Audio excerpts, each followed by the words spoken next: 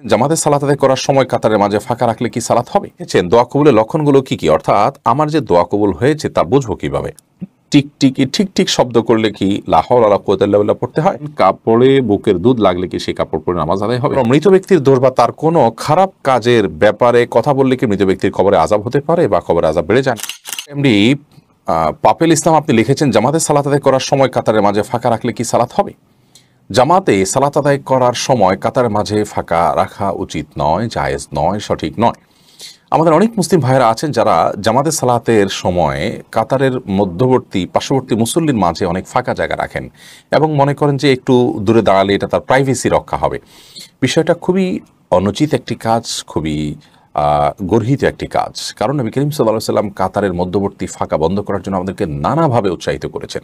বিধায় একজন মুসল্লি এক জায়গায় দাঁড়ালেন, ৪-৫ আঙ্গুল কিংবা এক বিগত ফাঁকা রেখে আরেকজন পাশে দাঁড়ালেন, এটা উচিত নয়।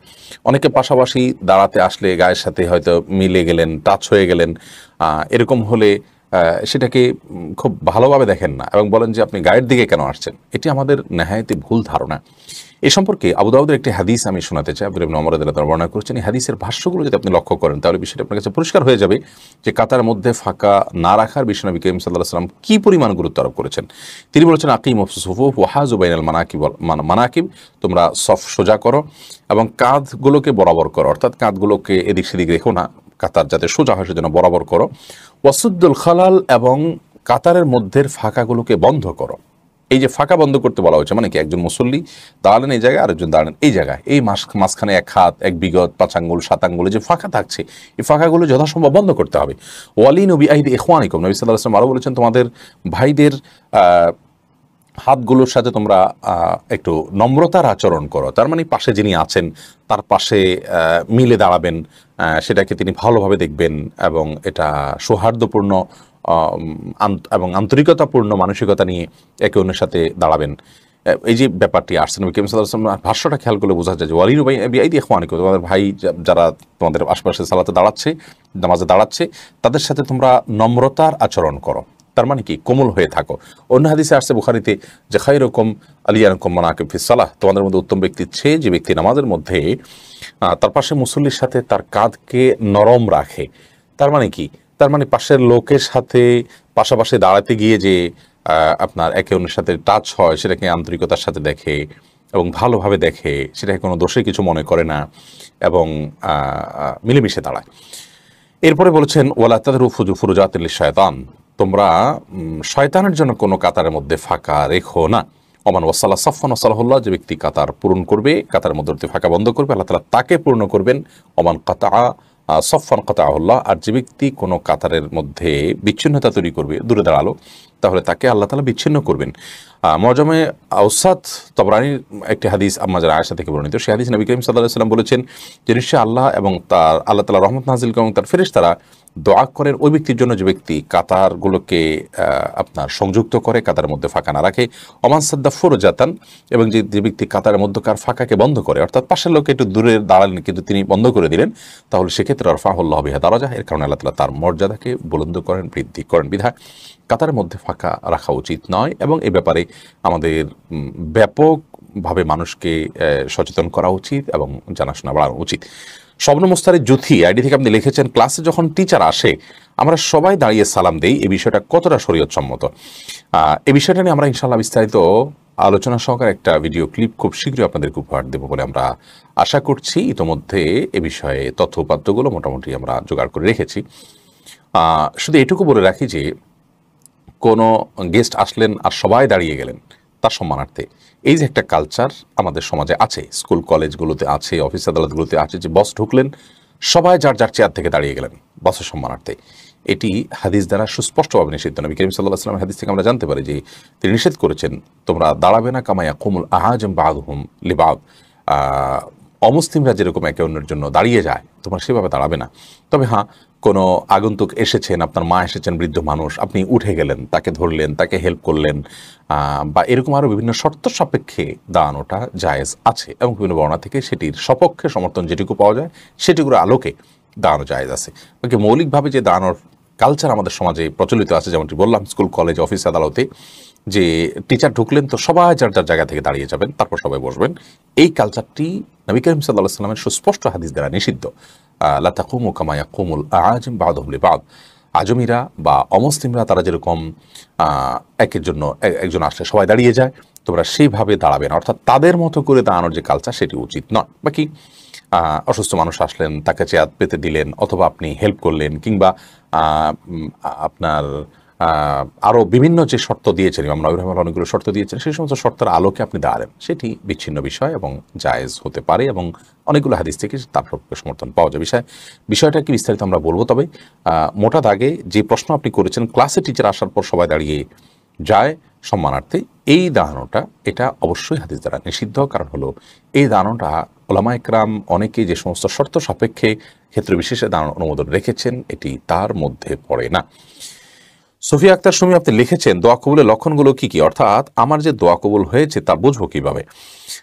এ ব্যাপারে হাদিস থেকে সুস্পষ্ট কোনো বর্ণনা বা বক্তব্য পাওয়া যায় না যে এর মাধ্যমে আপনি নিশ্চিত হয়ে যাবেন যে দোয়া কবুল হয়েছে। তবে সাহাবায়ে কেরামের অনেকের অভিজ্ঞতার আলোকে তারা অনেক আলামতের কথা বলেছেন। যেমন কোনো সালাফ, কোনো সাহাবী থেকে বর্ণিত হয়েছে যে আপনি কোনো দোয়া করার পর যদি আপনার চোখের পানি চলে আসে, মনটা ভালো হয়ে যায়, আপনার দোয়ার কারণে আপনি বিনয় অবনত হয়েছেন, আপনার কায় মনোবাক্যে আপনি দোয়া করতে পেরেছেন, এবং মনোযোগ খুব বেশি চলে এসেছে, এবং আল্লাহর সাথে কানেক্টেড খুব হয়ে গেছেন, একটা ভালো লাগা কাজ করছে, তাহলে সেই দোয়াটা কবুল হয়েছে বলে আপনি সুধারণা করতে পারেন।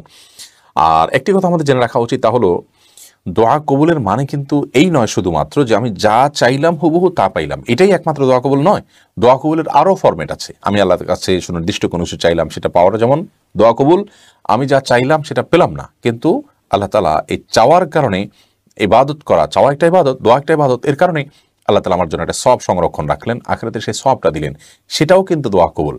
এবং কোন হাদিসে আছে যে সেই কবুলের ফলে বান্দা যখন দেখবে যে অনেক আমল, অনেক সওয়াব পাচ্ছে আখিরাতে, সে আল্লাহকে জিজ্ঞেস করবে যে আল্লাহ এই সওয়াবগুলো কোত্থেকে এলো, আমি তো এই আমলগুলো করিনি, এত আমল করিনি। তখন আল্লাহ তাআলা বলবেন যে তোমার দোয়া দুনিয়াতে যেগুলো করেছ সেগুলোর অনেকগুলো আমি দুনিয়াতে দেইনি, তোমার কাঙ্ক্ষিত বিষয়টা, তার জন্য সওয়াব রেখে দিয়েছি। বান্দা তখন আশা করবে এবং আক্ষেপ করবে যে আল্লাহ কেন আমার অন্য সব দোয়াগুলো কবুল না হয় এরকম সওয়াব আমার জন্য রেখে দেওয়া হলো না, যেটা অনন্ত অসীম কালের জন্য আমার কাজে আসবে।